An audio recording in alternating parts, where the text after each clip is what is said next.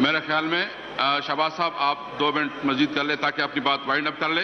इसके बाद बिलावल साहब है और हमारे बलोचिस्तान और दीगर पार्टी की लीडरशिप है, वो भी बात करना चाहेंगे, तो नमाज का भी वक्त तो कायम लीजिए। शहबाज साहब प्लीज। करता मैं अंडर प्रोटेस्ट नहीं करूंगा जी। मैं जनाब स्पीकर अंडर प्रोटेस्ट स्पीच नहीं करूंगा, बिल्कुल मेहरबान। जनाब बिलावल साहब।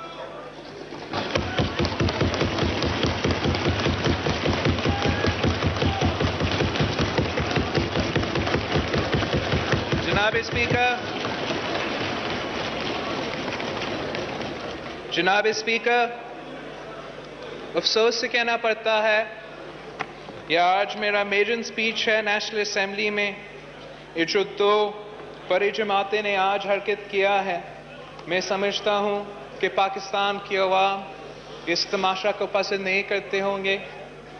जितना पैसा खर्च किया गया इस इलेक्शन में, जितना खून दिया गया इस इलेक्शन में, हमने उन अवाम को मायूस नहीं करना था। और आज का जो एहतजाज है, एहतजाज शमूरी हक होता है, मगर मैं समझता हूँ कि ये एहतजाज जो ट्रेजरी बेंचेस से भी हुए हैं, ये भी नाकाबिल कबूल था। और मिस्टर स्पीकर, मैं एक्सपेक्ट करता हूँ कि आप अपना हाउस को आगे जाके ऑर्डर में लेंगे।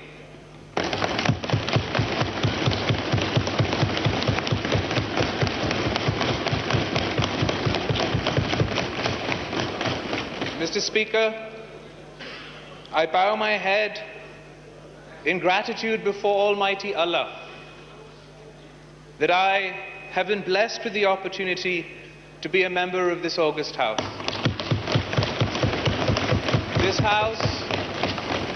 This house is the supreme institution. It is the mother of all institutions. It is a repository of the will of the people of Pakistan. The very foundations of which, from the foundation stone to the 1973 Constitution, were put in place by Qaid-e-Awam Shaheed Zulfikar Ali Bhutto. Where Shaheed Mohtarma Benazir Bhutto served as both leader of the House and leader of the opposition, the first female Prime Minister of Pakistan and the first female Prime Minister in the Muslim world.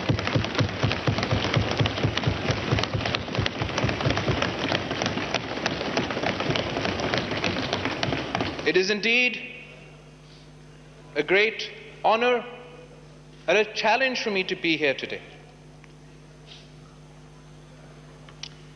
ये जो अवाम का घर है, it has survived attacks from both within and from without. And while we congratulate you, Mr. Speaker, on being elected to your office, we pray कि आप एक bipartisan manner में, एक impartial manner में, पूरी सियासी जमातों के साथ मिलकर, सब सियासी जमातों के साथ मिलकर इस हाउस का इज्जत को, इस हाउस के एहतराम को बचाएंगे, इस हाउस की सुप्रीमेटी का तहफ़्फ़ुज़ करेंगे।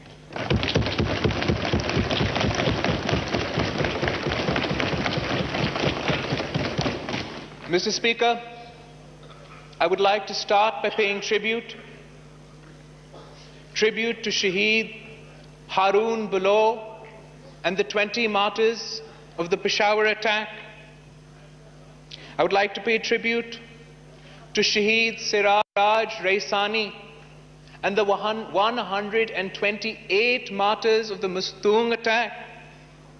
I would like to pay tribute to Shaheed Ikramullah Gandapur. I would like to pay tribute to the 32 martyrs of the election day Quetta attack. I would like to pay tribute to all the victims of violence in this election, Mr. Speaker, from law enforcement agencies to police to the citizens of Pakistan. In an election, Mr. Speaker, that the Election Commission of Pakistan called peaceful across the country. Shame. Shame. Mr. Speaker, we've gotten used to having bloody elections after bloody elections. We lose lives we never get back. The dead never get justice. The survivors never get answers. This must change, Mr. Speaker. And this is why the Pakistan People's Party demands a full-fledged investigation into each and every terrorist attack that took place this election cycle. The facts must come out and must be presented before this House, Mr. Speaker.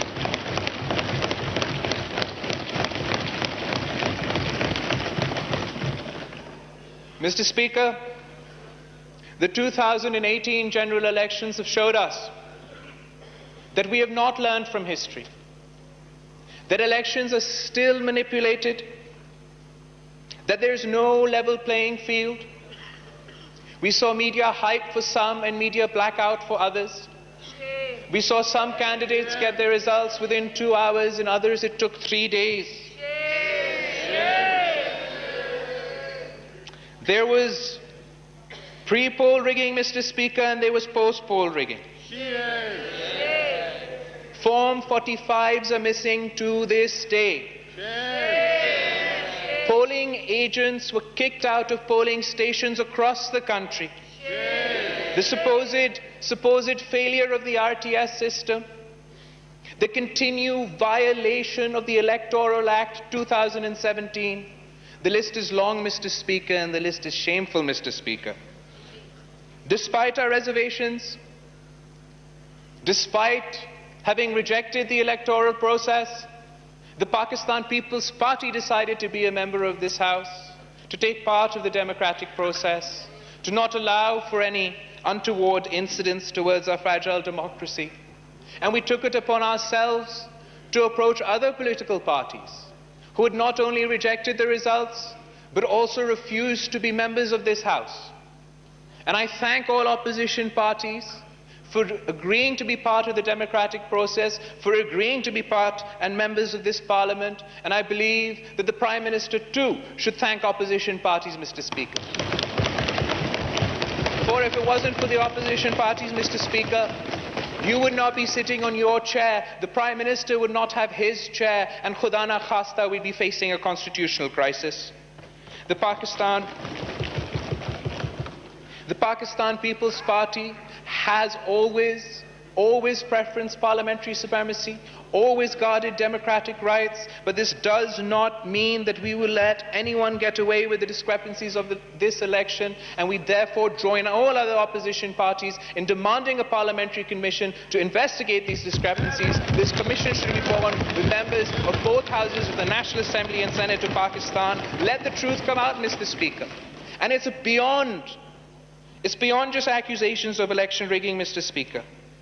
We must assess what it has cost for Khan Sahib to take this space today. Because it has cost us dearly, Mr. Speaker. We've compromised on our democracy. We've lost our freedoms. Freedom of association, freedom of dissent, freedoms of the press. We've compromised on our fundamental human rights, Mr. Speaker. We've ceded space of this Parliament. We've weaponized 62 and 63. We've mainstreamed extremism. We've exploited religion for political gain. We've pitted one Pakistani against another, Mr. Speaker. And worst of all, we've taught an entire generation of Pakistanis that might is right. I hope, Mr. Speaker, that the price we've paid is worth paying, because we'll be paying this price for generations to come. In addition to these challenges, Mr. Speaker, in addition to these democratic challenges, Mr. Speaker, our country faces many problems. Our Prime Minister-elect has promised to deliver a roadmap within his first 100 days. I look forward to seeing how he will create 10 million new jobs, build 5 million new homes, end poverty, end corruption, end our water crisis, reinvigorate our industries, support our farmers, and lest we forget, create the South Punjab province.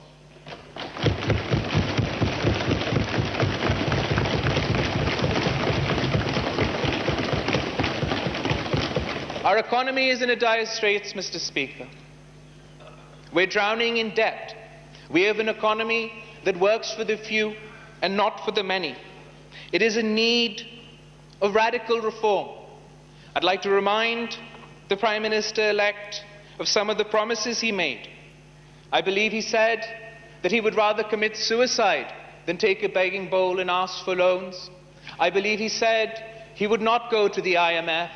So we all are in anticipation for what alternative plans will be presented to remove us from these difficult times and the disastrous nature in which the economy, Prime Minister Saab, will inherit. Secondly, Mr. Speaker, we have foreign policy challenges. Pakistan today stands isolated. We've antagonized our neighbors. We've lost our prestige on the world stage. And while this narrative is hurtful, because Pakistan has sacrificed so much in the fight against violent extremism, Pakistan is seen as part of the problem and not as part of the solution. And while I'm sure the new government will take all efforts to take Pakistan's narrative to the world, to explain Pakistan's position in the world, we also must find the courage, Mr. Speaker, to look inwards. We must find this courage to look inwards and address our own faults.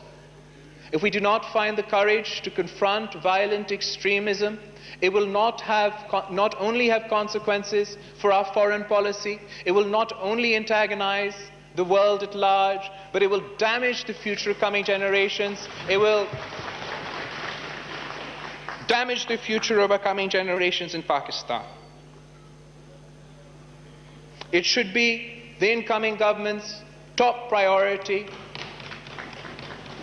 I believe that the government is committed. I believe that the government is committed to implementing the National Action Plan, and the opposition will hold them accountable to that promise. However, Khan Sahib got here, Mr. Speaker. He is now to be the Prime Minister of this worthy nation. The people of Pakistan are looking to him to solve their issues through us, the democratically elected representatives of the people. मैं वज़ीर आज़म elect को मुबारकबाद देने के साथ साथ ये याद दिलाना चाहूँगा कि वो किसी मखसूस जमात का वज़ीर आज़म नहीं है, वो पूरा पाकिस्तान का वज़ीर आज़म है, हर पाकिस्तानी का वज़ीर आज़म है. He is also the Prime Minister of those Pakistanis he called Zinda Lashe. He is also the Prime Minister of those Pakistanis he called donkeys. He is also the Prime Minister of those Pakistanis he referred to as goats and sheep.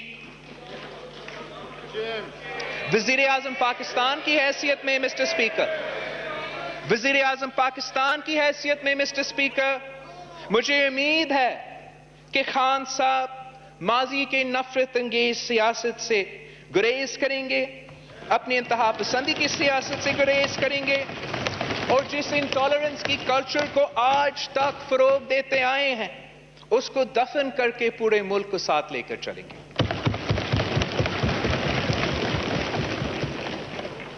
Agar the Prime Minister-elect persists in spreading intolerance, fanning the flames of bigotry, if he undermines the dignity of this House or the supremacy of the Constitution of Pakistan, he will have to go through us and he will find us opposing him every step of the way. Because the Pakistan People's Party has never and will never compromise on the interests of the people of Pakistan, compromise on the interests of democracy, or compromise on the interests of this great country. However, Mr. Speaker, agar Wazir-e-Azam elect ne constitutional supremacy, parliamentary supremacy, or greater public interest ko, awam ke masail ko apna maqsad banaya, then he will find us standing in his support. Finally, Mr. Speaker, I'd like to thank and congratulate the Prime Minister-select and wish him good luck. Doctor Khalid